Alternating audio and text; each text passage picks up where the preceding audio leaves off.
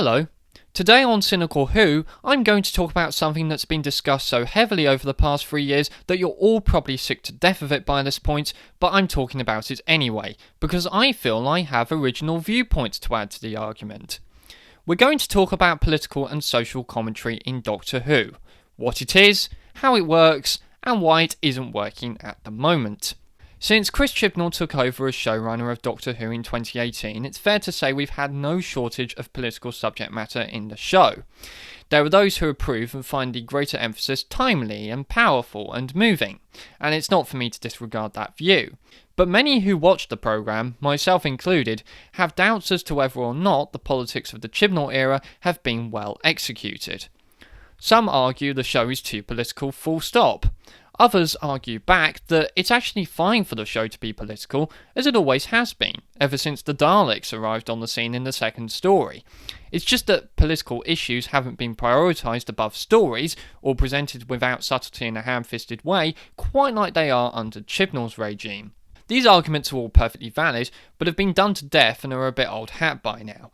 No, the reason I bring this up is because I have my own personal views on what a political Doctor Who story needs to succeed. Besides the often mentioned lack of subtlety and focus, there are two other qualities that I think Chibnall stories lack when it comes to their social commentary. The first is sincerity, the second is novelty. Let's tackle the first first.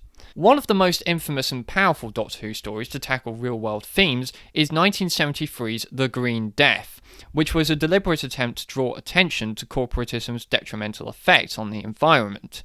Toxic waste from an oil plant is causing maggots, creatures that the audience would traditionally find repulsive, to grow to giant size, which is exactly what happens in the rip-off that is 2018's Arachnids in the UK, but lack of originality is besides the point here.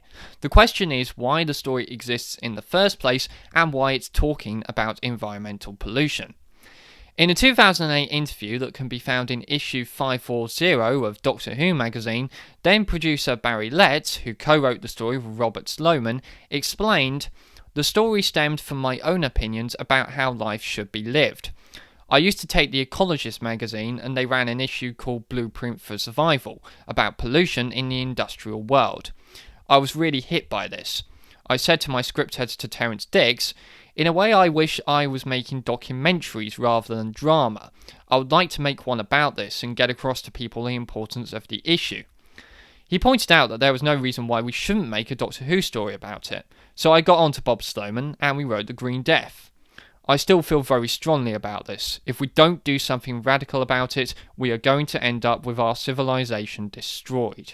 So, The Green Death exists purely out of a genuine passion and anger at the way things are, and a genuine desire to open discussion and raise awareness. Vincent and the Doctor from 2010 is a similarly personal story. Richard Curtis made a conscious effort to write an episode of Doctor Who about depression and suicide. He wrote the story about his own experiences. His bipolar sister suffered from depression and tragically took her own life before the script was finished, which only compounded Curtis's fascination with depression and, crucially for the story, the wasted potential and tragedy of people not realising their importance to those around them. Of course, it's also important that the suffering of Vincent van Gogh was the perfect allegory, and absolutely every scene was used to underline his struggle, and even the monster was a perfect metaphor for it. And it's also important that Curtis was able to nail down what specifically interested him about depression. But again, Vincent and the Doctor is, in my view, only as good as it is because it stems, unfortunately, from real-life experiences and specific emotions that the subject matter created. Compare and contrast with 2018's Rosa. Chibnall has himself said he wanted to talk about the story of Rosa Parks early on, but seldom gives interviews and has never expressed what crucially fascinates him about the story of Rosa Parks.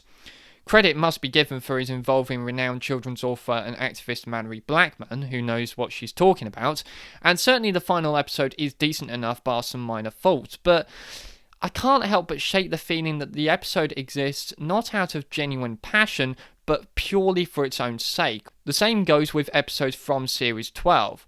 I always felt that issues were being talked about simply because people are talking about them in the news. Orphan 55's stance on climate change felt like a reaction not to real-life ecological disasters, but to the surge in popularity of the eco-movement thanks to the likes of Greta Thunberg and Extinction Rebellion.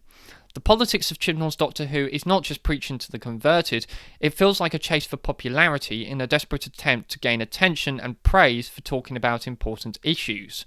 Chibnall himself admitted in a Radio Times interview after Series 11 that he thinks you should be writing about the world we live in, that it's fundamental to the show, i.e. Doctor Who isn't Doctor Who without political commentary, which is an argument we could brawl over until the cows come home, in the same way fans can't agree whether the show should be funny or dark above all else, although in both cases maybe a balance is best. Personally, I think that yes, you absolutely should not brush valid real-world issues under the carpet, but you can't just bring them up for no reason either.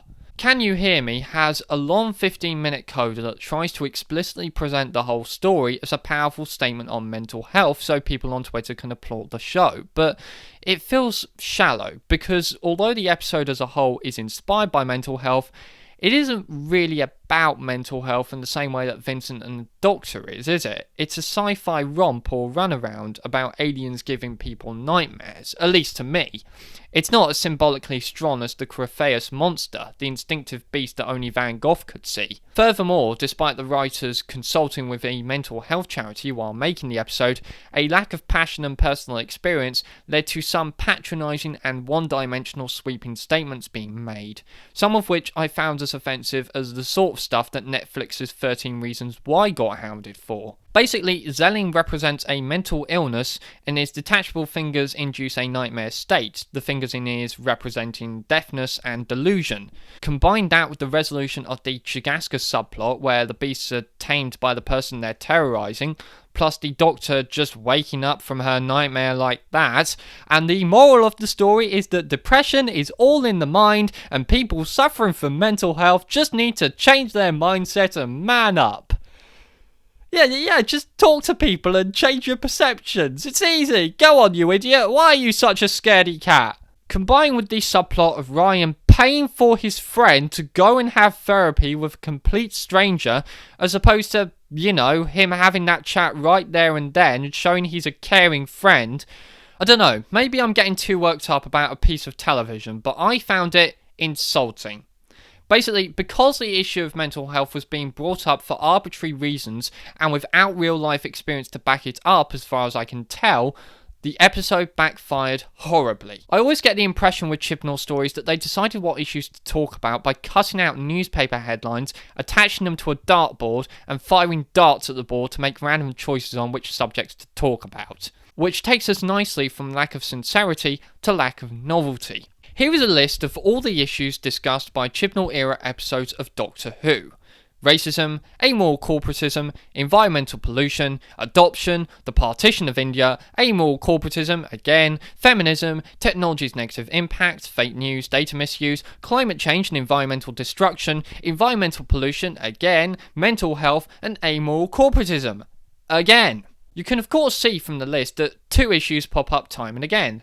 Environmental pollution and corporations only being interested in the bottom line. Not only is it in my view a bad idea to bring up a single issue so frequently in the space of two issues of a show that can be about anything and everything, as it risks diluting the issue as viewers shout yes we've heard it all before and beg for new stories, never repeat a gag please, but also these are issues that are being widely discussed in the media anyway. The issues remain valid and things still need addressing, yes, but we're much more conscious of things like discrimination and pollution because of a media that is much more questioning and sceptical, that brings up injustice more often. Back in 1973, when the Green Death was being made, environmental issues were hardly discussed and were practically a taboo.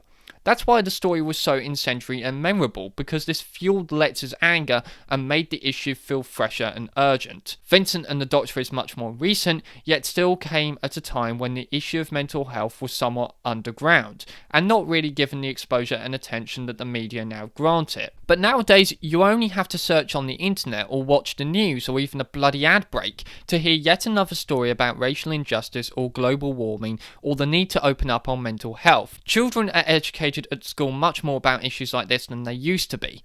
This, in my view, defeats the purpose of Doctor Who being an educational show that aims to raise awareness about these issues, and it also fuels the argument that the show should be more escapist, with so much of our society and culture focusing more on real-world issues than it ever has done, increasing the need for light relief. So that's what I have to add to the conversation, but I could be wrong, and crucially it doesn't change anything. You can still bring up politics in Doctor Who, of course you can, but the story and characters have to come first, and you must have a very good reason for bringing up an issue and know exactly what you are doing, and please don't just slap the issue on because you can. At its very best, Doctor Who is both escapist and political. It is about anything and everything, and driven by story and character above all else. Thank you for your attention. Bye.